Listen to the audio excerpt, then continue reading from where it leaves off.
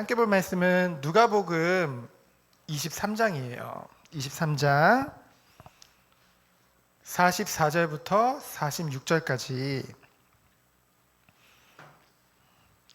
자, 같이 읽어볼게요. 시작. 때가 제60쯤 되어 해가 빛을 잃고 온 땅에 어둠이 임하여 제90까지 계속하며 성수의 휘장이 한가운데가 찢어지더라.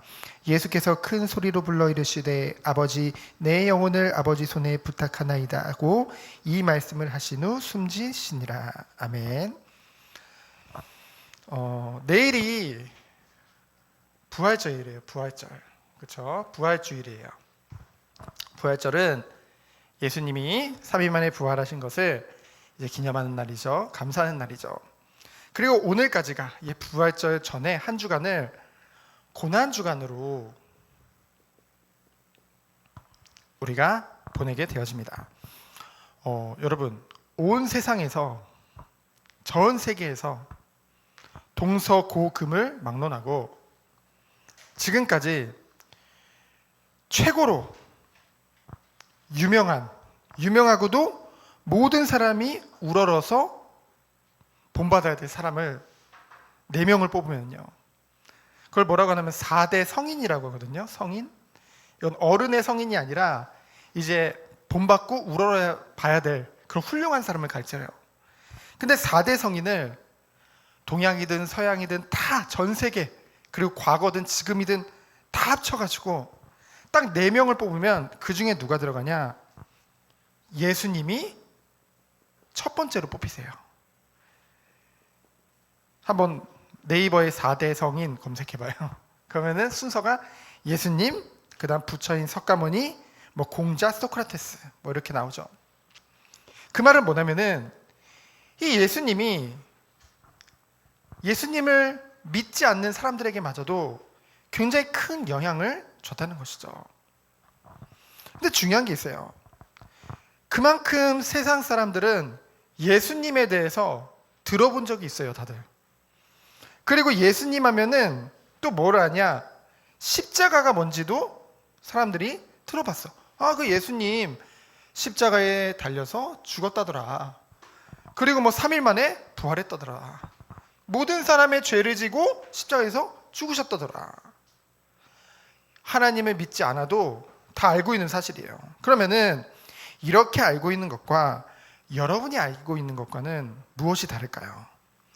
자, 오늘 말씀의 제목은 나에게, 여러분에게 예수님의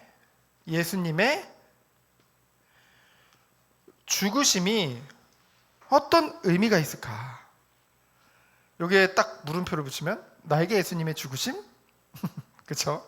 도대체 어떤 의미가 있을까? 너무나도 중요하다는 거죠. 그래서 내일이 이제 부활절인데, 그리고 여러분은 특별히 내일 이제 세례를 받게 되어지는데요. 이제 우리 교회에 온 지 거의 1년 다 돼가고 예배를 출석했고, 그리고 세례 교육을 이제 쭉 받아왔는데요. 여러분들이 정말로 오늘 말씀을 다시 한번 들으면서 예수님의 크신 사랑을 더욱더 깊이 깨닫고, 여러분들이 정말로 이 예수님의 죽으심이 나를 위해서구나, 내 죄를 위해서구나, 그렇기 때문에 이 부활이라는 것이 얼마나 큰 기쁨인지를 여러분이 깨닫고 누리는 시간 되어지기 축원드립니다. 그럼 첫 번째로, 예수님은 누구실까요? 예수님은 누구실까요? 이것에 대해서 빌립보서 2장 6절로 7절을 같이 보면은요, 빌립보서 2장 6절 7절에 보면 뭐라고 나와 있냐면요, 그는 근본 하나님의 본체라고 했어요. 하나님의 본체란 말은 다른 말로 하면은 하나님이라는 거예요. 하나님. 예수님은 하나님이시면서 하나님의 아들이었죠. 그러나 하나님과, 그 성부 하나님과 동등됨을 취하지 않았다고 했어요. 동등됨이란 말은 뭐예요? 한마디로 동등되나 똑같이 여기지 않았다는 거예요. 그러면서 뭐라고 했어요? 자기를 비워 종의 형체를 가지시고 스스로 종의 형체가 바로 뭐예요? 사람. 인간의 몸으로 하나님이신데 이 땅에 오신 거예요. 왜 그래야만 했을까요? 우리의 죄를 지고 대신 죽으시려고. 그래서 이걸 뭐라고 하면 여러분 비하라는 말 알아요? 비하? 야, 제가 나를 비하했어. 그럼 그거에 대해서 모욕감을 느끼죠, 여러분. 근데 예수님은 스스로 자기 비하를 하셨어요. 스스로 인간이라는 너무나도 연약하고 너무나도 미천한 그 모습으로 하나님이신데 오신 것이죠. 이것은 뭘 말하냐면은 성육신, 곧 하나님이 육신의 몸을 입고 이 땅에 오신 것이죠. 근데 그분이 어떤 일을 하셨냐? 죽기까지 복종하셨대요. 죽기까지 복종하셨으니 곧 십자가에서 죽으심이라. 자, 예수님을 한마디로 말하면 하나님이세요. 다른 말로 하면 창조주세요. 그런데 하나님과 동등됨으로 여기지 아니하시고 스스로 비천한 모습으로 자기 비하를 하시고 그것이 인간의 몸으로 오셨다는 거죠. 그리고 무슨 일을 하셨어요? 십자가에서 죽으시기까지 복종하셨다는 거죠. 예수님이 왜 그런 일을 행하셔야만 했을까요? 예수님의 죽음이 의미하는 내용은 뭘까요? 오늘 우리가 44절부터 46절까지 읽었는데 어제 철회 때는 49절까지 읽었거든요. 자, 44절에 보면은 뭐라고 했냐면은 예수님이 6시간 동안이나 십자가에 못 박혀 계셨대요. 여러분, 그냥 예수님 막 매 맞고 채찍 맞고 그냥 십자가에 여기 세목 여기 발까지 못이 박혔죠. 그리고 가시면류관 씌웠죠. 못 박히고 바로 죽으신 게 아니에요. 무려 십자가에서 6시간 동안이나 모진 고통을 다 당하셨어요. 그런데 어떤 일이 벌어졌냐? 여러분, 보통 낮 12시부터 오후 3시까지 보면은 지금도 3시간 넘었지만은 화나지만은 보통 정오부터 오후 3시까지는 태양이 가장 뜨거울 때거든요. 그쵸? 보통 그렇잖아요. 근데 이곳은 사막지대란 말이에요. 더 덥겠죠? 가장 태양이 뜨거울 때인데 오히려 오늘 말씀에 보면은 해가 빛을 잃고 온 땅이 어두워졌대요. 해가 빛을 잃고 온 땅이 어두워졌대요. 이것은 인간의 머리로는 이해할 수 없는 일이죠. 초자연적인 일이죠. 왜 그랬을까요? 빛 대신 예수 그리스도께서 십자가에서 죽으셨기 때문에 그것을 나타내는 거죠. 그래서 두 번째로 45절에 보면은 중요한 말씀이 나와요. 성소의 휘장이 찢어졌대요. 성소란 말은 하나님이 계시던 곳의 상징이에요. 하나님의 임재라고 하거든요. 그래서 죄 있는 인간은 거룩한 하나님의 성소에 갈 수가 없었어. 그래서 어떻게 했어요? 대제사장이 양 잡고 소 잡아가지고 피 흘려가지고 제사 지냄으로 하나님께 나갈 수 있었단 말이에요. 근데 그 성소의 휘장이 예수님이 죽으시는 순간 쫙 찢어졌어요. 그럼 무엇을 의미하냐?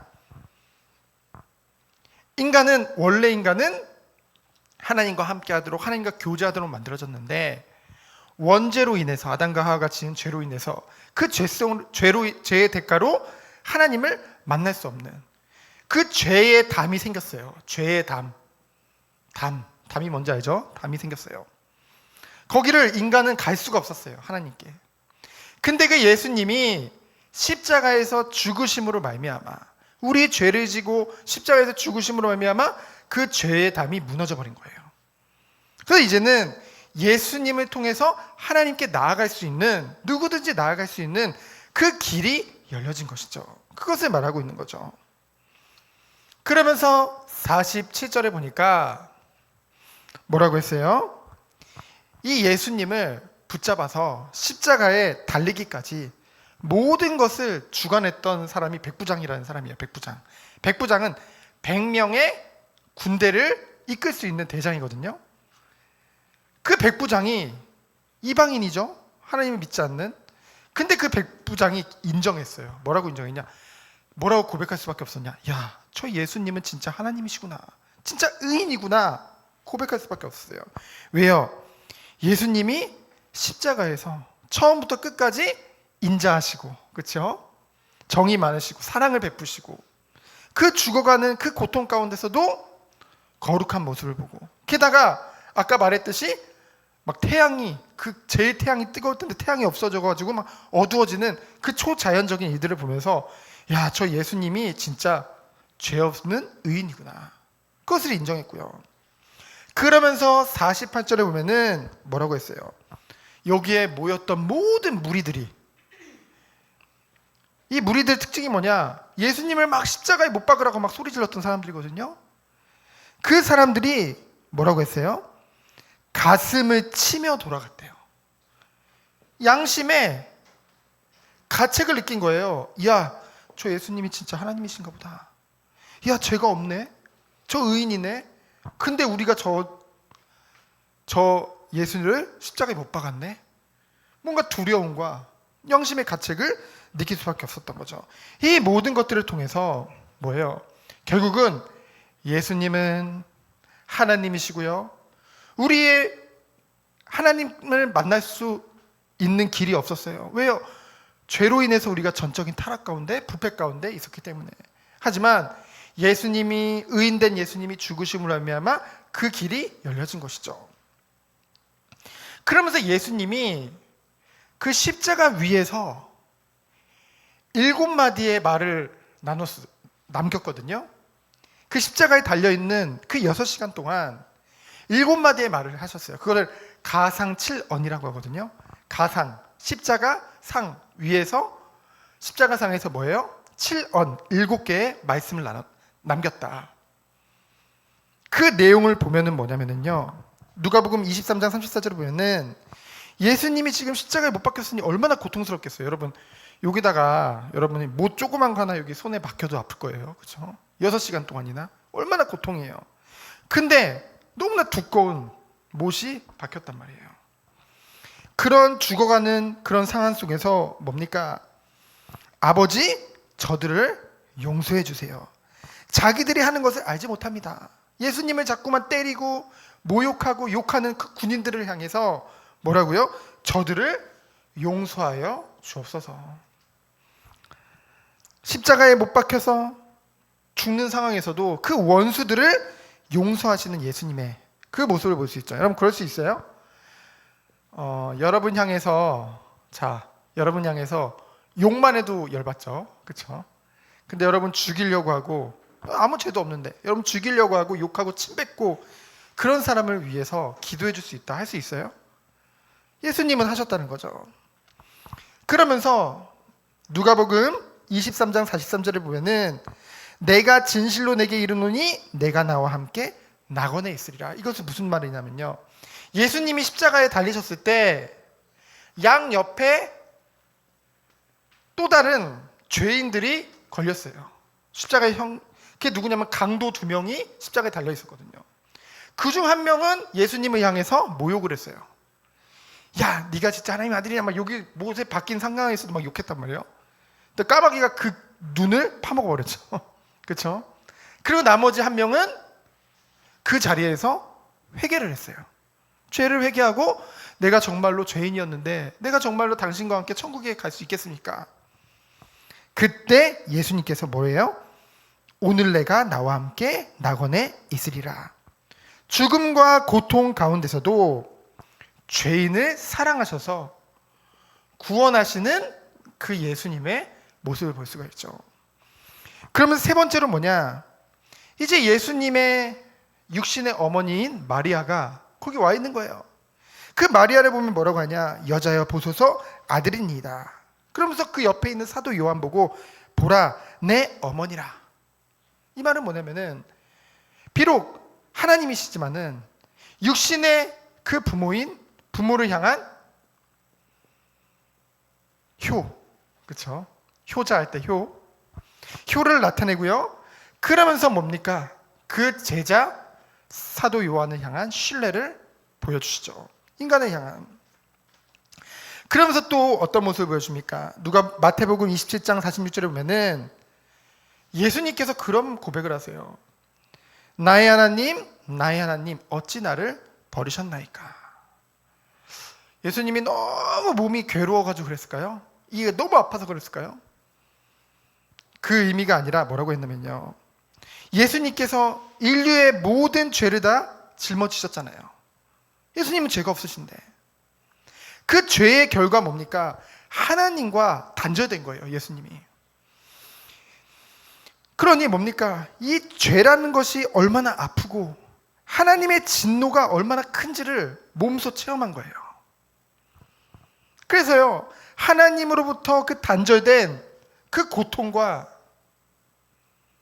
그 아픔이, 그 슬픔이, 그 외로움이 얼마나 큰지를 체험하시면서 절규하신 것이죠. 너무 그것이 힘들다. 여러분 지금 예수님을 통해 하나님 만났잖아요. 얼마나 큰 축복인지요. 하나님을 만나지 못한 사람들은 고통과 슬픔과 절규 속에 있을 수밖에 없다는 거죠. 이 죄가 얼마나 무서운지요. 그러면서 뭐예요? 다섯 번째로 예수님이 또 어떤 말을 하셨냐? 요한복음 19장 28절에 보니까 내가 목마르다. 하나님이시지만은 완전한 인간적인 모습을 보여주시는 거죠. 그러면서 여섯 번째로 뭐라고 하셨냐? 요한복음 19장 30절에 보면은 내가 다 이루었다. 이 말은 뭐냐? 십자가에서 내가 할 일을 모든 것을 다 이뤘다. 하나님이 내게 맡기신 사명을 다 이루었다. 내가 너희의 죄를 위해서 모든 죄를 짊어지고 내가 대신 십자가에서 죽으셨다는 것이죠. 성취하신 것입니다. 성취. 그러면서 마지막 일곱 번째로 뭐예요? 오늘 본문에 보면은 23장 46절에 보면은 아버지여 내 영혼을 아버지 손에 부탁하나이다. 우리가 보통 야 내가 네 손에 부탁한다. 네 손에 맡긴다. 그 말은 뭐냐면은 순종의 의미가 있어요. 하나님이시지만은 창조주이시지만은 그 성부 하나님을 향해서 뭐예요? 순종함으로 근본 하나님이심에도 죽기까지 성부 하나님께 복종하신 것이죠. 그것을 보여주는 것입니다. 그래서 오늘 말씀을 통해서 여러분에게 주시는 주님의 음성이 무엇인가요? 예수님은 약속대로 우리를 위해서 십자가에서 죽으셨어요. 굉장한 고난과 고통을 다 당하셨어요.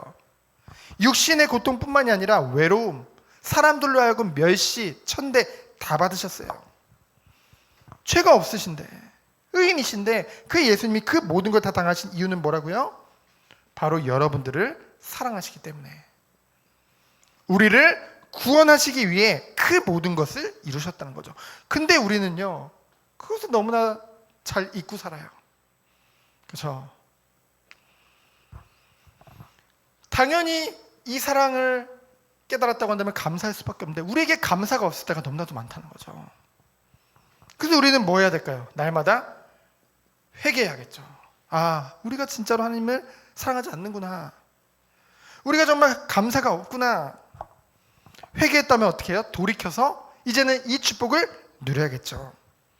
그래서 예수님이 이렇게 십자가에서 죽고 끝났냐? 아니요. 3일 만에 부활하셨어요. 그냥 죽고 끝났으면은 허무하겠죠. 그럼 우리 예수님 믿을 필요가 없어요. 그렇죠? 예를 들면 목사님이 여러분들을 위해서 내가 너희를 위해서 죽겠다 이러고 그냥 확 죽었어. 무슨 의미가 있어요? 그렇지? 근데 예수님이 다시 살아나셨어. 3일 만에 부활하셨어요. 그래서 우리에게 무엇을 주셨냐? 부활에 대한 소망을 주신 거예요. 그래서 여러분들이 내일 주의 말씀을 통해서 이 부활의 축복이 우리에게 얼마나 큰 의미가 있는지를 깨닫는 시간이 됐으면 좋겠어요. 내일은 세례를 받는 날입니다. 여러분들이 정말 기도하는 마음으로 같이 참여해서 은혜 안에서 이것을 인도받았으면 좋겠습니다. 자, 제가 기도하고 마치겠습니다. 하나님 감사합니다. 예수님의 죽으심이 나에게 어떠한 의미가 있는지 말씀을 통해서 깨닫게 하심에 감사드립니다. 하나님께 영광을 돌리며 오직 하나님께 감사하며 날마다 주께로 가까이 가는 우리 후대들 되도록 주께서 축복하여 주옵소서. 우리 주 예수 그리스도의 은혜와 하나님의 사랑과 성령의 교통하심이 오늘 말씀과 같이 주님이 주시는 은혜와 축복을 가지고 오직 하나님께 영광 돌리기 원하는 우리 사랑하는 후대들 위해, 그리고 우리 정교회와 관계된 모든 현장 위에 이제부터 영원까지 항상 함께 계실지어다. 아멘.